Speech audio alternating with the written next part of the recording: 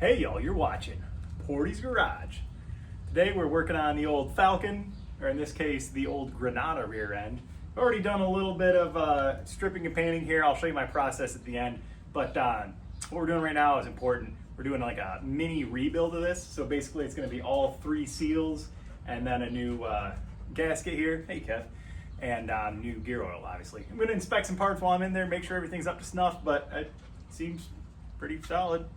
I can see, I'll show you some pictures, but we got a lot of crud and oil junk built up around these 3 orifices. So I'm thinking seals definitely have gone bad. We need to do some work here. So let's get into it. First thing I'm gonna do, pop this cover off and let the old oil drain on out. I'm gonna start by removing the lowermost bolts, basically all except for the top 1 or 2 or 3. Crack it, see if I can let all the old oil drain out into my drip pan here.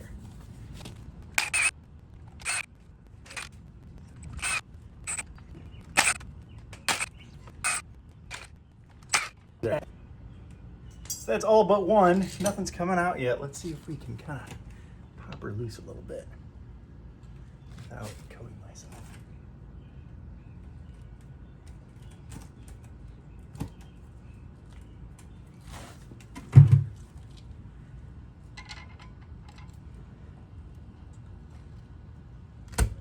There we go.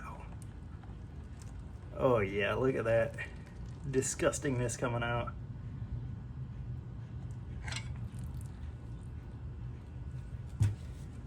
Now I can probably take the top one off, get a full dump on this baby.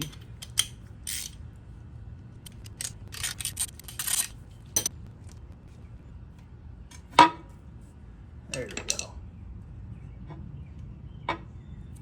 All right, let's let it sit for a little bit. Get all this old junk out, and then thinking first thing first, let's do the axle seals.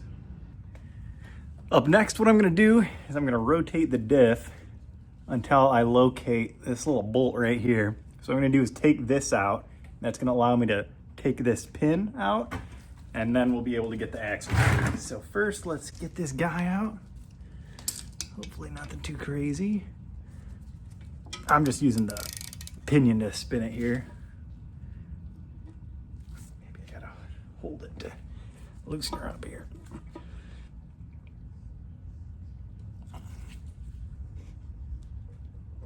Oh, she's tight. There we go.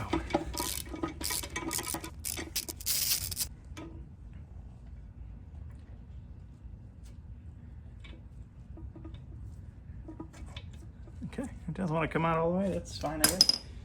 So now we need to extract this pin right here,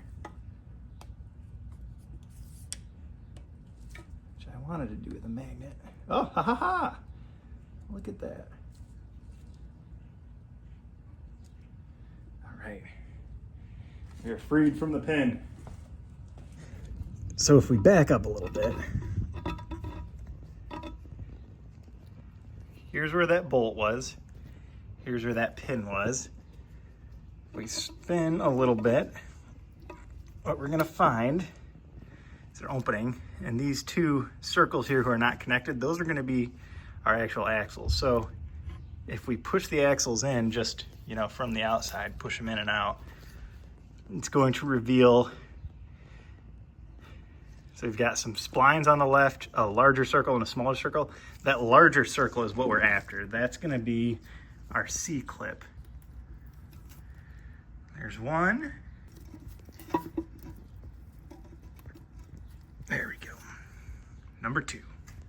The axles are loose, so I should be able to slide them right out. Let's test that theory. Ha ha ha. Look at that. You did it, kid. There's one.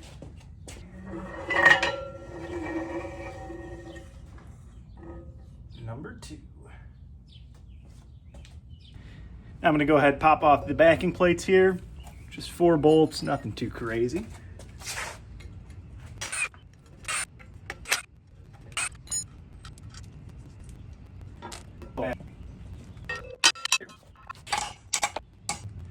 All right, now I can really get in here and clean up. And what when I was talking about the grease and stuff, this side really isn't that bad. It's actually pretty great. But looking over here at the bottom, we get a significant amount of buildup. The bottom of this coated, and this guy, oof, maroon. I think something was definitely leaking out of this, so we'll get them cleaned up and put back together. Process for cleaning these oily old dirty parts is first I hit it with some purple power, let it sit, take the screwdriver here, scrape off some of the worst offenders, and then wire brush, or I've got a wire wheel on my drill here that will help with that. So let's do this side, and then I'll do all the rest off camera because it's not that interesting.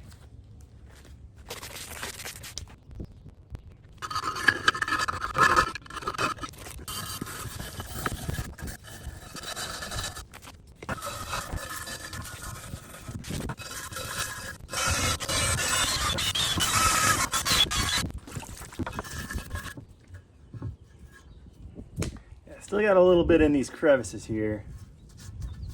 This one's pretty bad, but just keep working it, keep rinsing out the old junk, and eventually she'll be clean. So what we've got to do now is get our old seal off. This is what the new one looks like. It's gonna press in right there where that one is. But when removing these, the trick is you don't want to just jam anything in there because you don't want to scrape up the inner side of this, because then you're not going to get a good seal if you got all these scratches here. So I'll show you what I did on the other side. It wasn't fun, but it worked.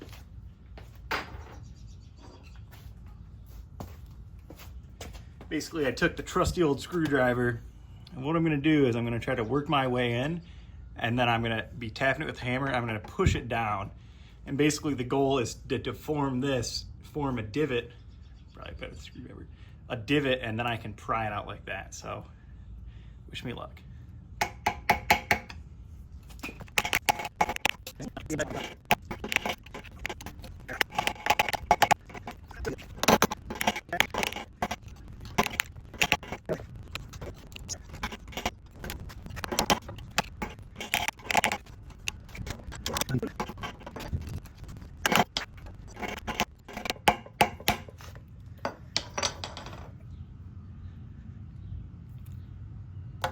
Aha, there we go. Woo! Up next, we're going to be putting the seal back in, or the new seal in, I should say. So first, let's clean it up a little bit. Make sure we don't have any junk like that in there. Or I guess as clean as we can get it. And we're going to get our new seal ready here. We're going to make sure we're putting it on the right way. So the side with the spring is going to face in, so that way when there's tension inside of this, it's going to push in, creating a seal, whereas if it was this way, it would push in and try to open up the seal. So let me grab my gear oil here.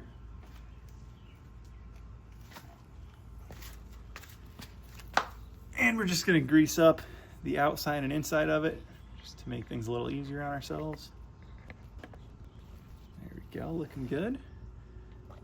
We're going to set her in place the right way, which I just talked about. And I'm going to start tapping it in, see if we can just kind of walk it in. We want it to go in as straight as possible so we don't get hung up on anything.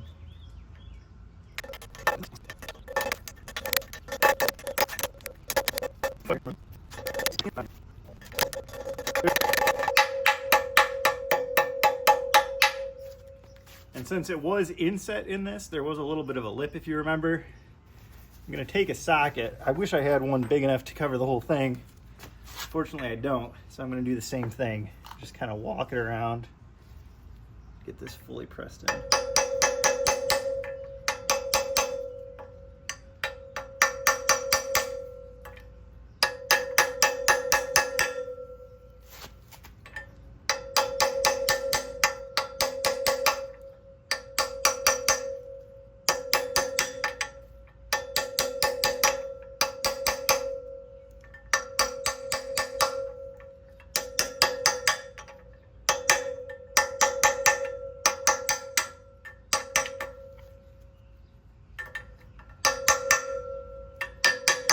There we go. You can tell it's fully in when you hear it from more of a clink to a thud, but we're looking pretty good. I'm gonna go ahead, clean up the axles, throw them back in here, and then we'll move on to our pinion seal. There we are, fully reassembled. Lining up those gears. That one that fell off is kind of tricky, but we got it. Up next, gonna clean off the cover where it seals to the actual differential case, and then bolt that on, and then we'll move on to the pinion. I am waiting until I've got this all fully together before I paint it. That way I don't, chip up any of my nice bolt heads and nuts and everything, but we're cruising along. Well, my diff cover gasket is the most impossible thing to get in the world, apparently. So while I'm waiting for that, I got it all buttoned up, and we're gonna get this cleaned up and ready for paint. And this is why I think we had some leaks. Just look at how much junk and crust was in here. I mean, even this pinion was covered in it. I got it all cleaned up now. So we'll get this cleaned up and see what we can do next. There we go, all nice and free of grease, grime, and oil grit. I did pop the valve or the diff cover open just in case any water got in there. There was a little crust around the edges here, but wipe that off and it kind of looks like it's kind of, oh, that's there. But yeah, once this mystical gasket shows up, we can button her all together and throw some paint on her. My magical diff cover gasket finally showed up. Here's the part number. It's Felpro RDS 55003. Wicked annoying, but we got it. Everything's torqued down here to 25 foot-pounds. Now let's go ahead and throw our coat of rust. What's it called? Rust sealer? Rust encapsulator on here. Just like that. We got our rust encapsulator on. Getting pretty dry, not quite there yet, but once that's good, go ahead and throw some chassis black on there. Now let's see if I can snake this thing in here without scratching up my nice new paint.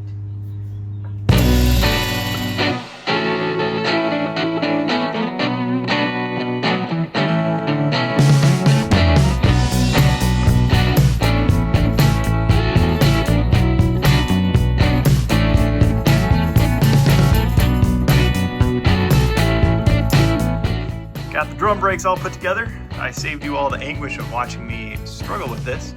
Apparently the kits I got did not include all the pieces, so I did have to reuse a couple of things. You can see the rusty bits.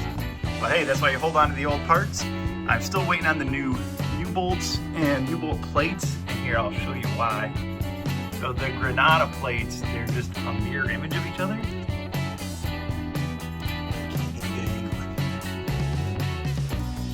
That's helping me out.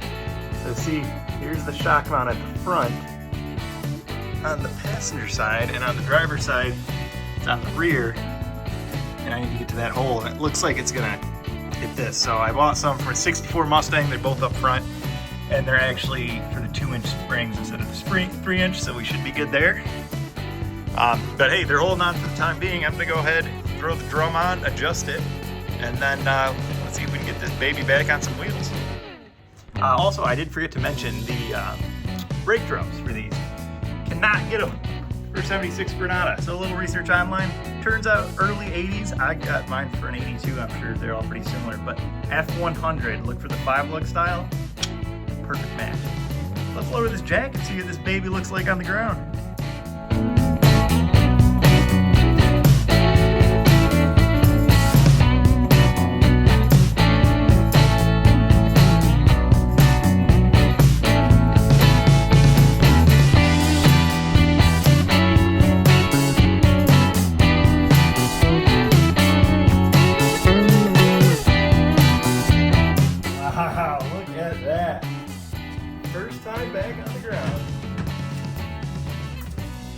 That's a sight to behold. Unfortunately, this wheel looks like it's gonna have either, I guess forget if it's too much or too little offset. So that's not gonna work. However, on the other side, my parts treasure trove, Steely seems to fit in there pretty well. So I'll just have to get creative, see what works. But hey, we're sitting on the ground in the rear. And there we have it. The 8.8 inch from the 1976 Ford Granada is now sitting pretty underneath my 63 Falcon Futura Convertible. This is going to be perfect to handle the mild build of the 302 that's going to be going in there. And I got everything cleaned up, new seals, painted. It's going to look real nice. All I got to do, new U-bolts, U-bolt plates, and then throw the shocks in. But for now, I'm going to call this a win. We're sitting on concrete once again. So, gonna keep working on this baby. I think up next, let's get the front suspension all put together, get the wheels on, and then, I don't know, interior or powertrain. We'll see.